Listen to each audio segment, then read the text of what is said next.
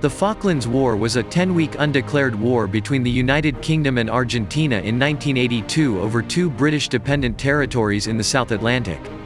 The Haynes Falklands War Operations Manual looks at the planning and logistics that made the whole operation possible. It considers how the Naval Task Force was raised and assembled in rapid time, the adaptation and conversion of the liners QE2, Canberra and Uganda for war service in the South Atlantic, the logistics of the long voyage south, how Ascension Island became a 24/7 staging post and operations hub for the task force, the use of air power, in particular the RAF Harrier and RNC Harrier, the RAF's air-to-air refueling tanker aircraft that made much of the air component of the operation feasible, the epic Black Buck Vulcan bomber raid on Stanley, ships, landing craft, helicopters, weapons and equipment, and how the resupply operation kept the fuel, food and ammunition flowing across 7,878 miles of ocean. Find the link below and buy the book now.